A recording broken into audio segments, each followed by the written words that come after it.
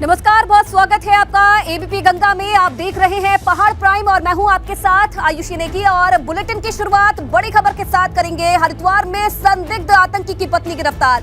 बांग्लादेश की रहने वाली है महिला, बगैर पासपोर्ट हरिद्वार में महिला रह रही थी। महिला भी संदिग्ध गतिविधि में शामिल थी। कुछ दिन पहले महिला की पति की भी गिरफ्तारी हुई थी, तो ये बड़ी सफलता पुलिस को मिली है। बांग्लादेश की रहने वाली इस महिला को पुलिस ने गिरफ्तार किया है।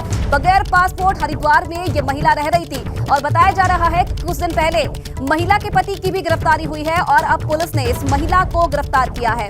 ये भी जानकारी मिल रही है कि महिला भी कुछ संदिग्ध गतिविधियों में शामिल थी, जिसे पुलिस ने आज गिरफ्तार किया है। बांग्लादेश की यह महिला रहने वाली बताई जा रही है, जो कि काफी दिनों से बिना पासपोर्ट के हरिद्वार में रह रही थी। रोहित फिलहाल इस खबर पर और ज्यादा जानकारी के लिए हमारे साथ जुड़ रहे हैं। रोहित, क्या और जानकारी मिल रही है इस महिला को लेकर?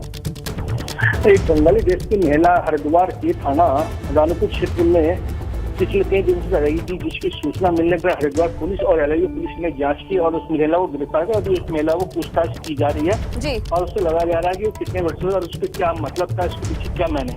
अभी एलआईयू और लोकल पुलिस की जांच करी, फिलहाल पुलिस ने मुकदमा दर्ज कर उसको गिरफ्तार कर लिया। जी, बहुत धन्यवाद रोहित आपका तमाम जानकारी देने के लिए। तो पुलिस को ये बड़ी सफलता मिली है। पुलिस ने इस महिला को गिरफ्तार किया है। कुछ दिन पहले इसके पति को भी पुलिस ने गिरफ्तार किया था। ये बड़ी जानकारी मिल रही है।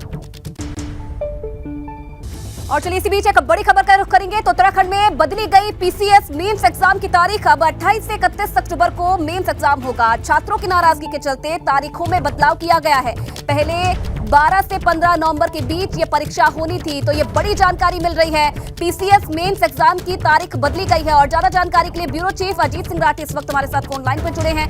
अजीत जी, क्या कारण बताए जा रहे हैं? एन वक्त पर जो एग्जाम है उसकी तारीख बदल दी गई?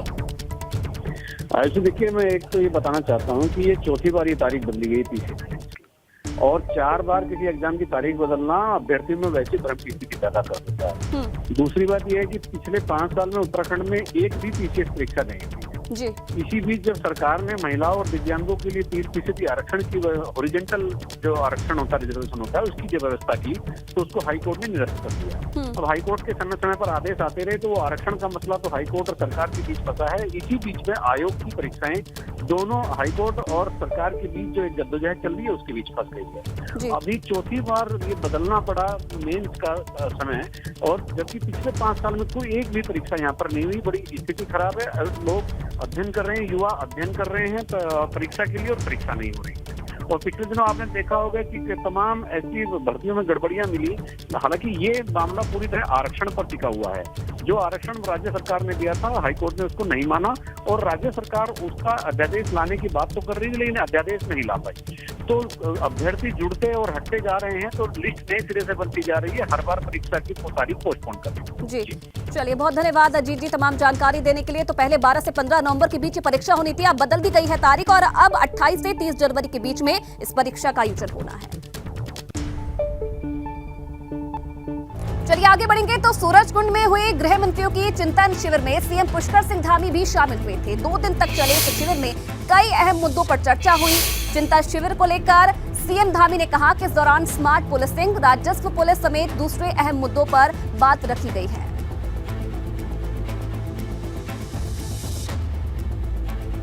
स्मार्ट पुलिसिंग को लेकर हम लोग लगातार काम कर रहे हैं। जहाँ साइबर के क्षेत्र में हो या हमारे यहाँ पर, चूँकि पूरा क्षेत्र रेवेन्यू पुलिस के अंतर्गत आता है, अधिकांश स्थान, उन स्थानों को हम लोग धीरे धीरे, जहाँ पर्यटन भी बढ़ा है, जहाँ पर विकास के कार्य भी हुए हैं, सड़कें बनी हैं, और भी तमाम जो नया कंस्ट्रक्शन हो गया है, उसके कारण से आवश्यकताएं बदल गई हैं। इसलिए उसको चरणबद्ध तरीके से हम लोग ठीक कर रहे हैं। तो गृह मंत्रियों के चिंतन शिविर में सीएम पुष्कर सिंह धामी ने प्रदेश से जुड़े कई और जरूरी मुद्दे भी रखे।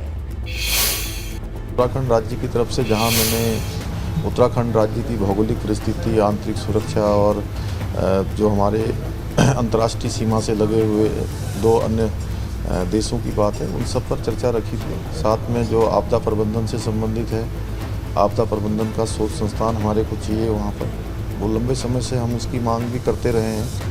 इस बार मैंने फिर से अपेक्षा करी है वहाँ पर। और साथ ही साथ पुलिस का आधुनिकीकरण हमारे लिए बहुत महत्वपूर्ण है। जहाँ आवासीय भवन अभी हमारे यहाँ पर कम है, 18% आवासीय भवन है, और उसका हम चाहते हैं कि पूरी तरह से मॉडर्नाइजेशन हो, आवासीय भवन बने, पुलिस का आधुनिकीकरण हो। तो उसके लिए हमने कहा है कि केंद्र सरकार की तरफ से हमें 750 करोड़ रुपए की मदद की आवश्यकता होगी। इन सब बातों पर, सभी चीज़ों पर बात हुई है। साथ ही साथ पलायन रोकने के लिए भी बात हुई है। चलिए आगे बढ़ेंगे। तो धामी सरकार के मंत्रियों को जिलों का प्रभार दिए कई महीनों का वक्त बीत गया है, मगर मंत्री जनता के बीच जाने से क्यों कतरा रहे हैं?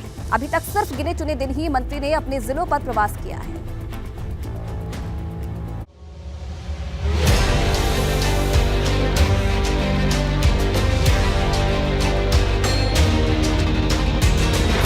लगता है धामी सरकार के मंत्री जनता के बीच जाने से परहेज कर रहे हैं। मंत्रियों को जिले के प्रभार मिले कई महीने का वक्त बीत गया है, मगर अभी तक ज्यादातर मंत्रियों के न तो जनता दरबार लगे हैं और न ही जिलों में प्रवास ही हुए हैं। सतपाल महाराज को हरिद्वार जिले का प्रभारी मंत्री बनाया गया है, जबकि गणेश जोशी के पास उधम सिंह नगर और सुबोध उनियाल देहरादून जिले के प्रभारी मंत्री हैं। प्रेमचंद अग्रवाल के पास उत्तरकाशी और टिहरी जिले की जिम्मेदारी है, तो वहीं धन सिंह रावत के पास अल्मोड़ा और चमोली जिले का प्रभार है। रेखा आर्य के पास नैनीताल और चंपावत जिले की जिम्मेदारी है। उधर चंदन राम दास के पास पिथौरागढ़ और पौड़ी, जबकि सौरभ बहुगुणा रुद्रप्रयाग और बागेश्वर जिले के प्रभारी मंत्री हैं। हालांकि गणेश जोशी कह रहे हैं कि वो लगातार लोगों के बीच जा रहे हैं। जितने दौरे मैंने किए हैं अपने जिले के, मैं उधम सिंह नगर का प्रभारी मंत्री हूँ और प्रभारी मंत्री बनने के बाद लगभग मैं 7 बार वहाँ जा चुका हूँ। और आज भी मेरी डीएम से बात हुई है और कल मैं एक वर्चुअल मीटिंग भी कर रहा हूँ, क्योंकि 9 तारीख को सभी प्रभारी मंत्रियों ने जो है अपने अपने प्रभारी जिलों में रहना है।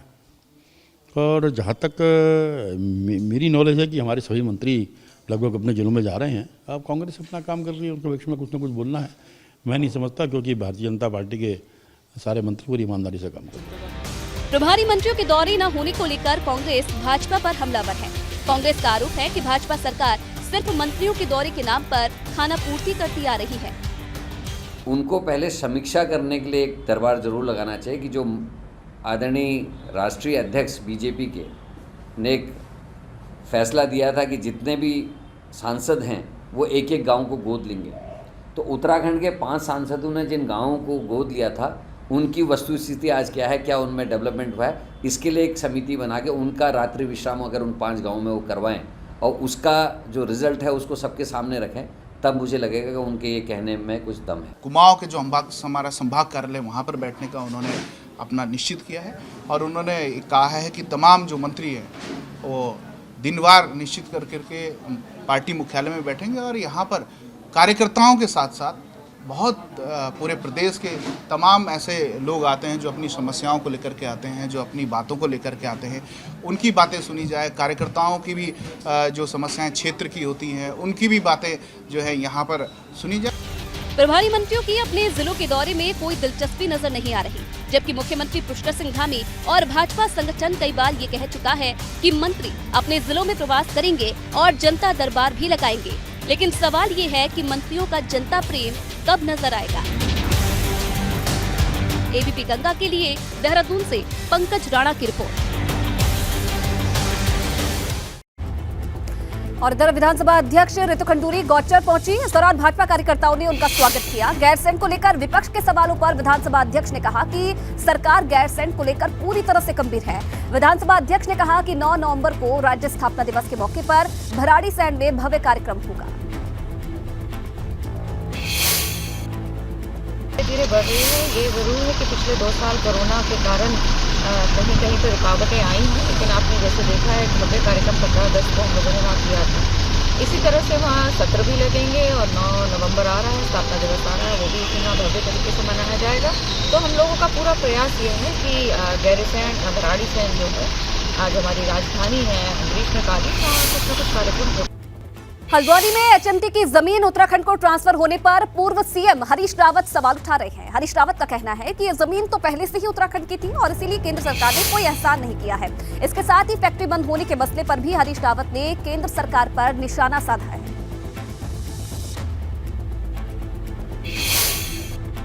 तो राज्य सरकारी की जमीन थी, ये भी आईडीपीएल की जमीन थी, राज्य ने दी थी केंद्र सरकार को। उस समय उत्तर प्रदेश सरकार की भूमि थी, तब हम उत्तर प्रदेश का हिस्सा थे और इसलिए ये कहना कि ये कोई केंद्र में दी है, ये उनका अपना प्रचार का तरीका हो सकता है, लेकिन ये है राज्य की भूमि जो है। हाँ, अब इसका उपयोग कैसे हो केंद्र को चाहिए, क्योंकि केंद्र का ही पाप है, उन्होंने ही एचएमटी बंद की।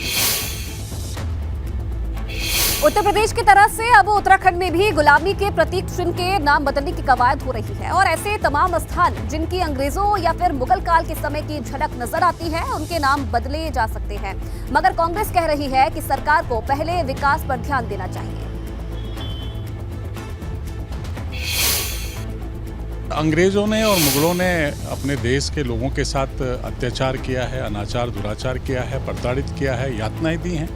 वो एक गुलामी के प्रतीक हैं और जब देशवासी उसको देखता है तो उनके दिल में इस बात का एहसास होता है कि देखिए, देश स्वतंत्रता होने के बाद भी इन अंग्रेज़ों के नाम से आज देश के शहर हैं, देश की महत्वपूर्ण संस्थाएं रखी हुई हैं, इसलिए इसको हटाने का निर्णय लिया गया है। हमारे मुख्यमंत्री पुष्कर सिंह धामी जी ने ये निर्णय लिया है, स्वागत योग्य निर्णय है। इन जगहों में वहाँ सुविधाएं दी जाए, स्कूलों में टीचर दिए जाएं, रोडें अच्छी की जाएं, लोगों को रोजगार के अवसर जिससे मिले ऐसे इंस्टीट्यूट्स खोले जाए, तब तो कोई फायदा है। नाम परिवर्तन करने से क्या फायदा होगा? इन्होंने नीति आयोग बना दिया, योजना आयोग में क्या कमी थी साहब? नीति आयोग बनाने, खाली नाम बदलने से कोई परिवर्तन नहीं होने वाला। लोगों को, जनमानस को सुविधाएं जिससे मिले, भारत की उन्नति हो, मेरे राज्य की उन्नति हो, उस ओर को सरकार का ध्यान होना चाहिए। और केदारनाथ मंदिर के गर्भगृह में बद्री केदार समिति के अध्यक्ष का फोटो वायरल होने का मामला गरमाया हुआ है। तीर्थ पुरोहितों की नाराजगी के बाद अध्यक्ष अजेंद्र अजय की सफाई आई है। अजेंद्र अजय का कहना है कि उनके खिलाफ साजिश की गई है। उधर भाजपा भी अजेंद्र अजय के समर्थन में उतर आई है। तो वहाँ पर कई तरीके के जिन लोगों के स्वार्थ जुड़े हुए थे, कुछ लोगों के विज्ञापनों के माध्यम से स्वार्थ जुड़े हुए थे, कुछ लोगों के अन्य कारणों से स्वार्थ जुड़े हुए थे।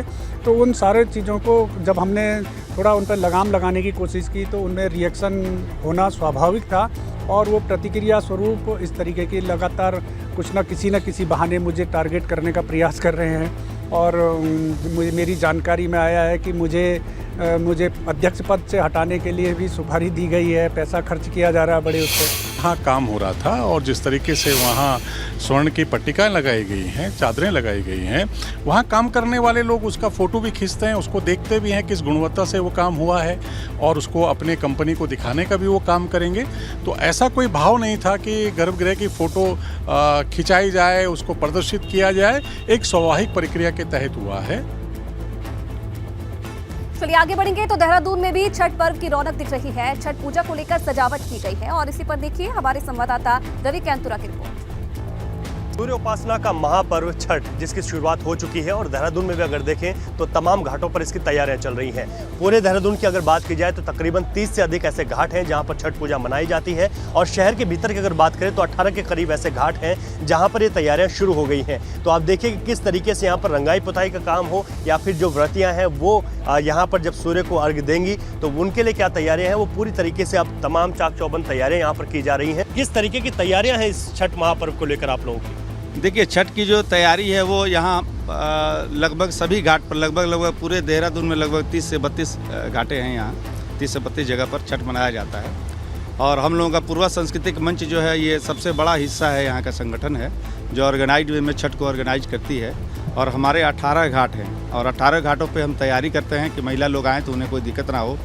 और चूँकि कई तरह की इसी 12 घंटे में शाम को पूजा होगा, फिर सुबह पूजा होगी, इसी में सारी चीज़ को ऑर्गेनाइज करना होता है। तो फिर हमारी पूरी जो हमारी ताकत है संगठन की वो पूरा हम लोग झोंके रहते हैं ताकि किसी महिला को दिक्कत नहीं हो, किसी को पार्किंग में दिक्कत नहीं हो। तो यूके पेपर लीक मामले में अभी तक 18 आरोपियों को जमानत मिल चुकी है और ऐसे में कांग्रेस इसे लेकर भाजपा सरकार पर हमला कर है। कांग्रेस का कहना है कि सरकार ने इस मामले में कोर्ट में सही से पैरवी नहीं की, तो वहीं भाजपा का कहना है कि बेल देना कोर्ट का काम है।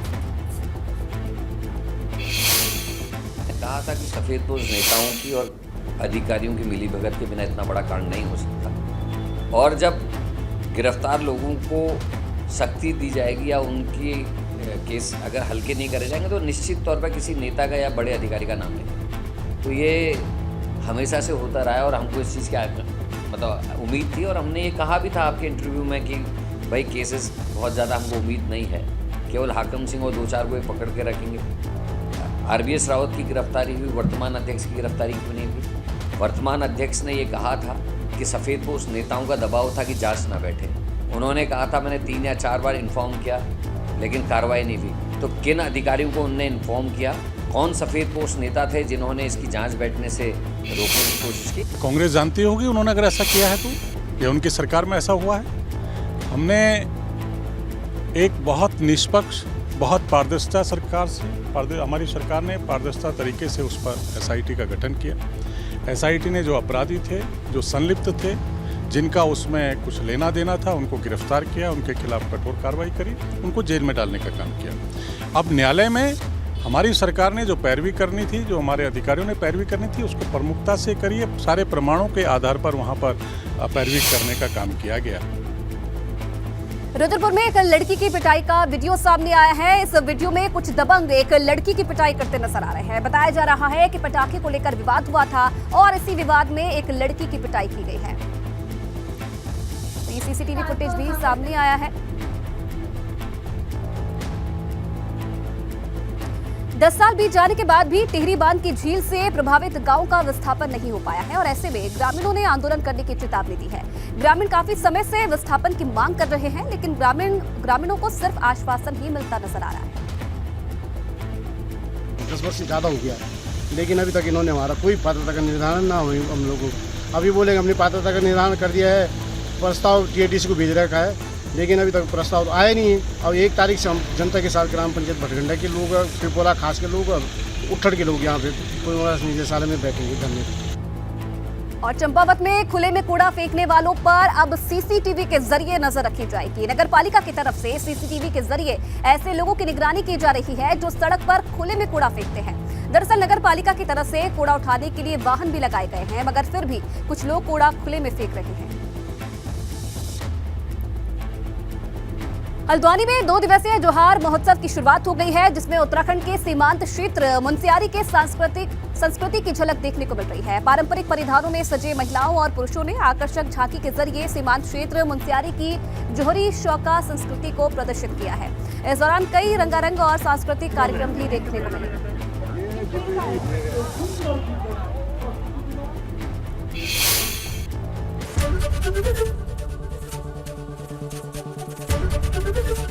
ABP गंगा, खबर आपकी, जुबान आपकी।